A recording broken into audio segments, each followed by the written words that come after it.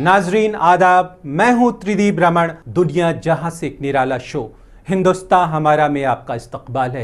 एक ऐसा TV show जो मुल्क के मुसलमानों की अपनी जुबान बन गया है। उनकी बात, उनके जज्बात और उनके एहसास को एक नया फलक मैसर करा रहा है। नाजरीन आदाब, मैं हूं साइमा खान, आपकी खिदमत में हाजिर हूं लेकर आपका चहेता टीवी शो हिंदुस्तान हमारा।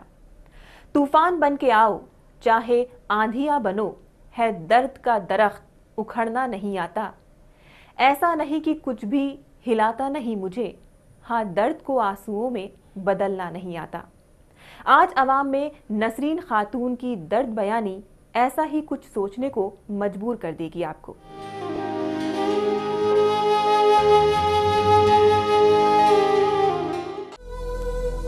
क्या अजीब इत्तफाक है कि एक और तो हिंदुस्तानी समाज रोज बरोज ग्लोबल होता जा रहा है, वहीं यहाँ औरतों के हालात बद से बदतर हुए जाते हैं।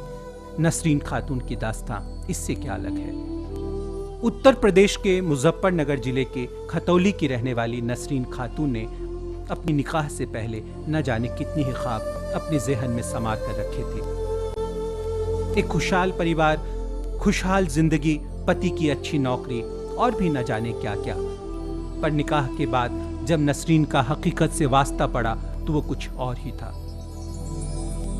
विरासत में अगर थी तो सिर्फ एक छोटी सी दुकान, उसको भी कमेटी वालों ने तोड़कर उसकी उम्मीदों को नेस्तनाबूद कर दिया था।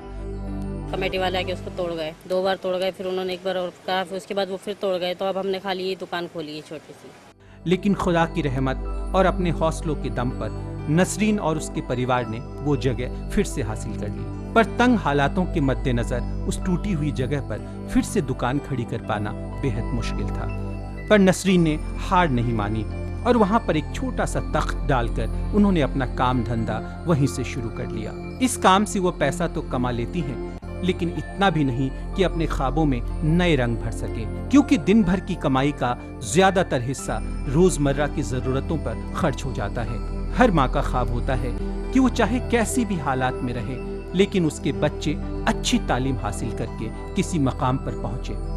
लेकिन नसरीन के टूटते ख्वाबों में एक टूटता ख्वाब यह भी है कि उसका एक बेटा स्कूल जाने के बजाय इसी काम में उनका हाथ बटाता है। मेरे बेटा है बराबर का और 19-20 साल का है, लेकिन उसको कोई नौकरी भी नहीं मिल रही है। इस दुकान को चलाकर नसरीन इतना भी नहीं कमा पाती जिससे अपने परिवार का पेट भर सके। रोज की 100-150 रुपए की कमाई से भला कैसे घर चलेगा। कमाई तो अच्छी कमाई है, इसमें कोई सारा कपड़ा एकदम थोड़ी चला जाता है। कोई आज जा रहा है, कोई कल जा रहा है। 100-150, 200, 200, 250 ज्यादा नहीं। नसरीन ने अभी भी अपने मन में ये आस बांध रखी है कि एक ना एक दिन खुदा उसके ऊपर मेहरबान होगा और उसके हालात बदलेंगे। उन्हें इस बात की भी बहुत उम्मीद है कि उनके बड़े बेटे को कहीं न कहीं एक अच्छी नौकरी जरूर मिलेगी। नसरीन के पास वोटर आईडी कार्ड तो है, पर अब तक लाख कोशिशों के बाद भी उनका राशन कार्ड नहीं बन पाया है। ना ही किसी सरकारी स्कीम का फायदा ही उन्हें मिल पाया है। वोटर आईडी कार्ड है, राशन कार्ड बनाते नहीं है, कहते हैं कि हमसे राशन कार्ड नहीं बनेगा। यह कहानी सिर्फ एक नसरीन की नहीं है। न जाने ऐसी कितनी नसरीनें हैं जो एक मुट्ठी रोशनी की चाहत में अंधेरों से रोज जंग लड़ती हैं।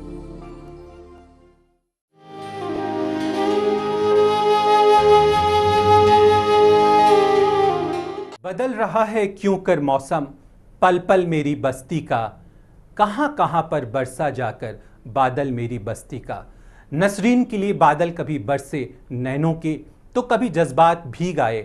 हर शय उदास हुई पर जीने की जद्दोजहद कम ना हुई। नसरीन खातून की दास्तां बयानी के बाद अब वक्त है हमारी बात का। हम कौम की बात, उनके जज्बात, उनके मसाइल को आवाज़ देने की एक छोटी सी कोशिश करते हैं हमारी बात में।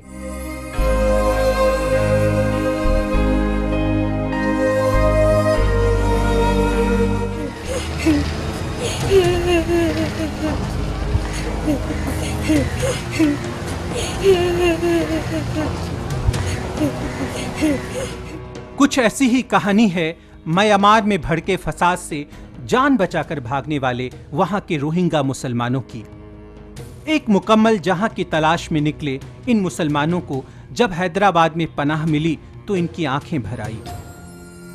अपनी मिट्टी और मादरे वतन से रुखसत होने का उन्हें जितना रंज नहीं है, उससे ज्यादा उनको अपनी जान बच जाने की खुशी है। म्यांमार में भड़की मजहबी हिंसा से वहां हर रोज हजारों की तादाद में मुसलमान पलायन कर रहे हैं। ऐसा नहीं है कि इस तरह की घटनाएं उनके साथ पहली बार हो रही है। वहां पर शुरू से ही मुसलमानों के साथ दोयम दर्जे का सुलूक होता रहा है। न ही कभी उन्हें जमहूरियत में वो सहूलियतें मिली हैं और न ही वहां के अवाम के साथ वो इतने घुल मिल पाए हैं। पहले पनाह की आस लिए वे बांग्लादेश गए, लेकिन वहां की हुकूमत ने इन लोगों को कोई मदद नहीं दी, तो बेहद मुश्किल हालातों में पथरीले रास्तों, नदी, पहाड़ को पार करते हुए ये कोलकाता जा पहुंचे और वहां से ट्रेन पकड़कर हैदराबाद चले आए और यहां के एक मंदिर को ही अपना घर समझकर ठहर गए। पिछले कुछ दिनों से म्यांमार में मुसलमानों के साथ काफी बुरा सलूक हो रहा है। वहां रह रहे मुसलमानों के खिलाफ हुए फसाद को रोकने में वहां की जमहूरी हुकूमत नाकाम रही है। यही वजह है कि हजारों की तादाद में वहां के मुसलमान हिंदुस्तान का रुख कर रहे हैं। म्यांमार में रोहिंग्या मुसलमानों की एक बड़ी आबादी है, हजारों साल से वहां पर बसी हैं। इन खतरनाक फसाद से जान बचाकर भागे नूर मोहम्मद अपनी आपबीती सुनाते हुए बताते हैं कि वहां पर हर काम वहां की अक्सरियत वाले समाज के मुताबिक करना पड़ता है। एक वाकया बताते हुए नूर की आंखें वाकई नम हो जाती हैं। अपने बीमार पिता के इलाज के लिए उन्होंने अपनी गाय बेचनी चाही, लेकिन बौद्धों ने इन्हें गाय नहीं बेचने दी और पैसों की कमी के चलते इनके अब्बू का इलाज ना हो सका। इसी वजह से उनका इंतकाल हो गया। म्यांमार से हजारों की तादाद में पलायन कर रहे मुसलमानों की फिक्र किसे है भला। वे अपने दर्द गम की पोटली उठाए दर बदर भटक रहे हैं, अमन चैन की आस में एक एक दिन बमुश्किल गुजार रहे हैं, पर न तो म्यांमार की हुकूमत और न ही किसी इंटरनेशनल तंजीम को उनकी फिक्र जान पड़ती है।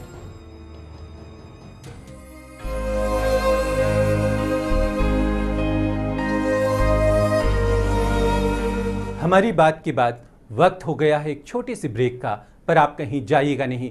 ब्रेक से वापस आने के तुरंत बाद हम पेश करेंगे मकाम में आज हम दिखा रहे हैं मुल्क की एक अजीम शख्सियत फराह नकवी की जिंदगी के सफर को। फराह नकवी जो न सिर्फ नेशनल एडवाइजरी काउंसिल के मेंबर हैं, एक सोशल एक्टिविस्ट और राइटर भी हैं, जो दलित इश्यूज, मुसलमानों की बेहतरी और समाज में औरतों की बराबरी के लिए लगातार काम कर रही हैं। आप कहीं जाइएगा नहीं, वक्त की धड़कनों को यूं ही संभाल कर रखिएगा। हम लौट कर आते हैं पल दो पल में। हम बात कर रहे हैं मुल्क की जानी मानी social activist, writer, national advisory council की मेंबर मोहतरमा फराह नकवी की।